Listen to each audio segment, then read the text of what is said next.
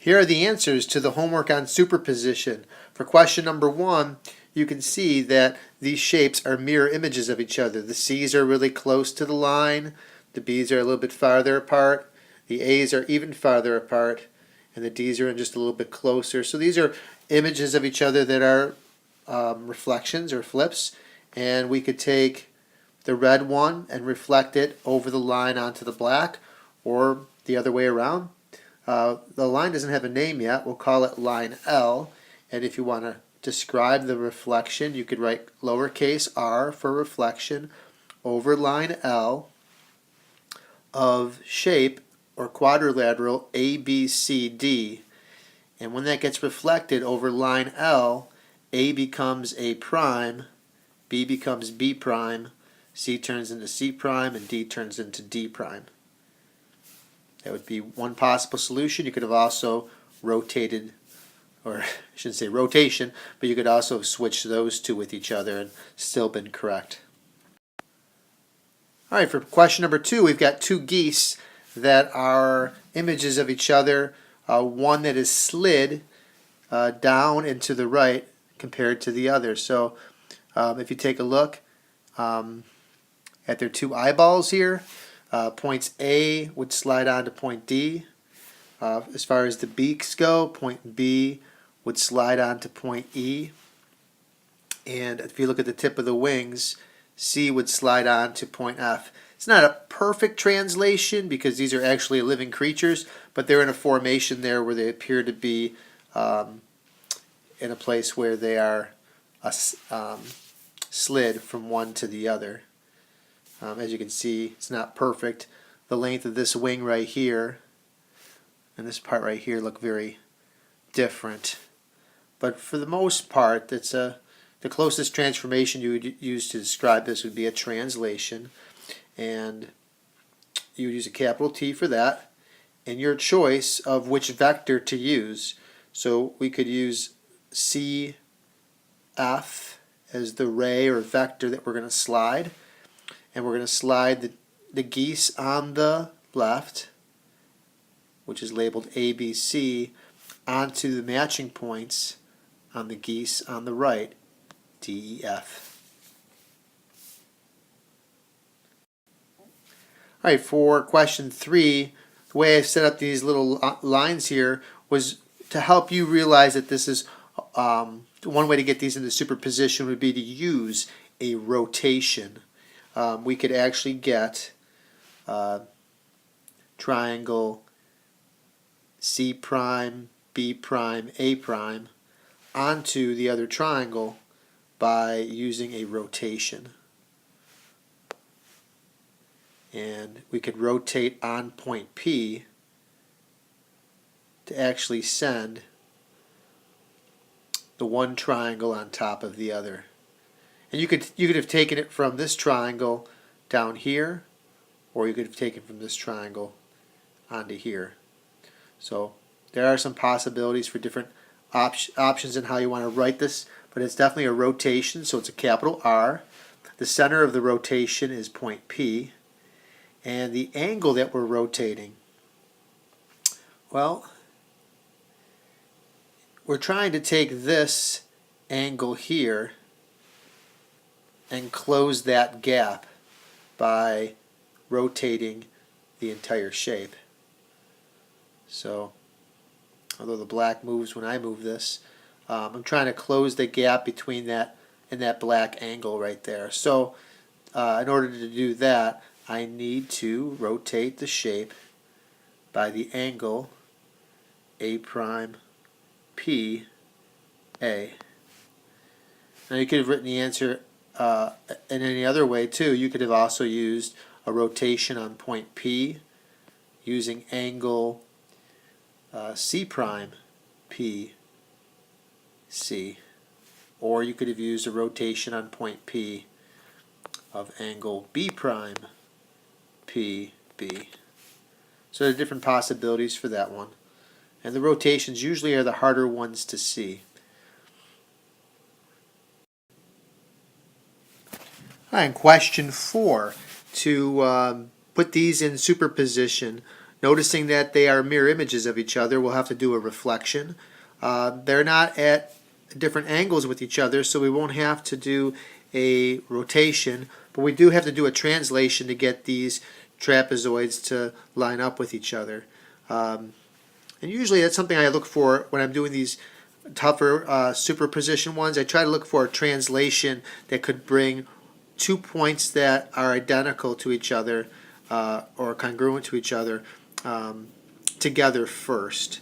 So looking at this picture right here, one thing I'm noticing is that there's no points labeled here. So if I call this A, B, C, D and wanted to call the other trapezoid with matching letters, notice that the D is near the eyeballs here. So the matching point that goes along with that would have to be down here. So I would call this point here D prime. And then this would be C prime. This would be B prime. And this would be A prime. So I want to try to get these trapezoids lined up just right.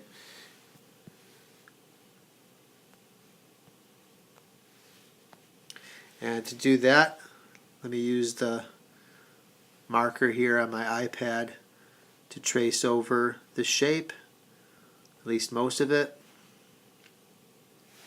So I want to get this trapezoid here to link up to and lay on top of the trapezoid above.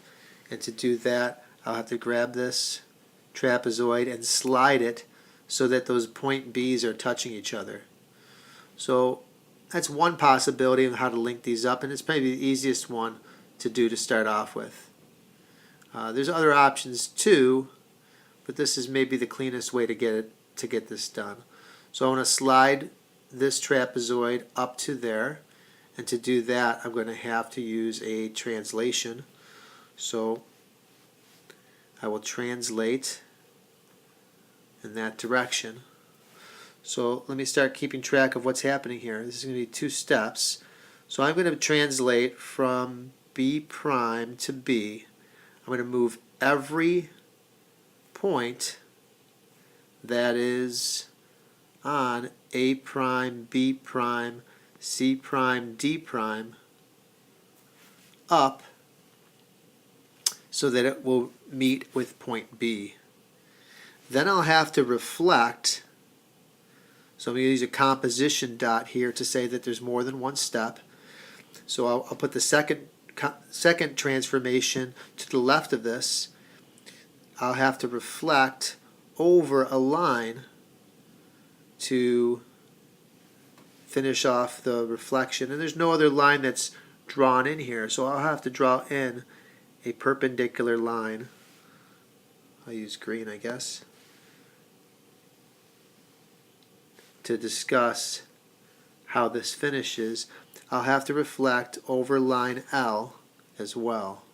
When I do both of those transformations together, I will have turned A prime, B prime, C prime into A, B, C, D. On this last one, it says it will take 3 steps to do this. It actually could take 2, but let me walk you through actually both ways. Let's just do it as the directions say, to take 3 steps to do this. If you remember the last question, the first thing I did was I tried to get 2 points to agree with each other by translating one to the other. When I'm looking at these shapes right here, I could see that they are mirror images in a way, because we've got the D's close here and the E's farther apart over here, and the F's far apart this way, but the D's are in closer. So they are sort of like mirror images, except this is actually tilted compared to this, and actually they're separated too. So 3 steps could be used to pull these 2 triangles together, but there's more than one way to skin a cat, so this one could be done a couple different ways. Let me just show you one of the answers first. I would take these 2 points here and say, well, let me just line those up first. So I can translate or slide down the first triangle from D to D prime. So I'm going to take every point on the top DEF and slide it downward. So what will that look like as an animation here? So I'm going to take that triangle, and if you have tracing paper, that can help too in terms of figuring out how this is going to look. I'm going to take that triangle and slide it downward so that the D lines up with the D prime. And when I slide, it doesn't change the size of the first triangle. It just changes the position of where it ended up. So there I am with the two triangles then agreeing at D prime. Now what I want to do is I want to swing the blue triangle up so that the two triangles are sharing a side. So I'm going to take this triangle here and rotate it so that these two triangles will actually share the same side. Now I got to call that angle something, and I could give it a name in terms of letters, or I could just call this angle that's going to be spinning through, I could call it angle 1.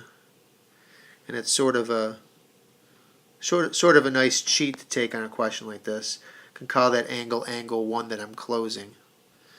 So what will it look like as an animation if I rotate by angle 1?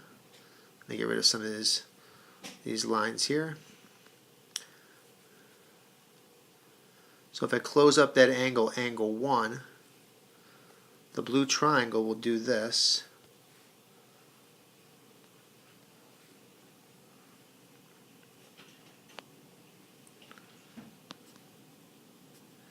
It will swing around so that the triangles are sharing a side. So before they were just sharing a point. Now I've actually set this one down to where it's actually sharing another side with the other triangle. And these things have a tendency to float, these little controllers that I use here, so well, it won't behave necessarily, but it'll end up right like that. So what would I have to do? Is I'd have to combine that translation with a rotation that's capital R, with the center of the rotation at D prime, and we'll call that angle 1 that I closed up. So that's putting my blue triangle right flush with E prime D prime. And now the last thing would be to fold or reflect the triangle over that shared side. I don't even know how to do that necessarily with the with this iPad, but I'd have to reflect, that's a lowercase r, over E prime D prime. And if I did all that, if I did those three transformation functions together, DEF would map onto D prime, E prime, F prime.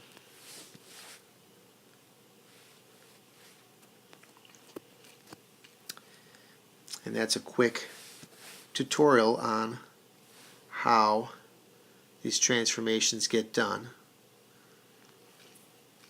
Now, I could have reflected instead. I could have gone right into a reflection instead. Let me just move this other stuff out of the way. I could have taken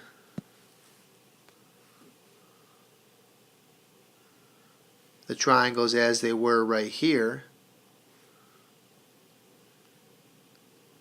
Okay, stay.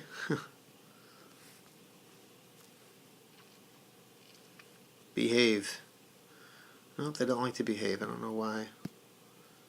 Oh, I figured it out. I gotta tap it. Okay. So, as they were before,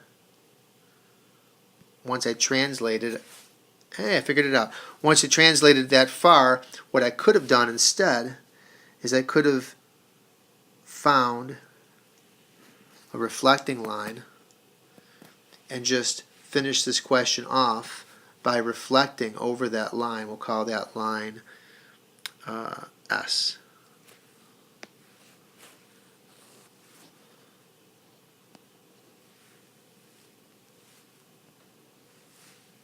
So I could have done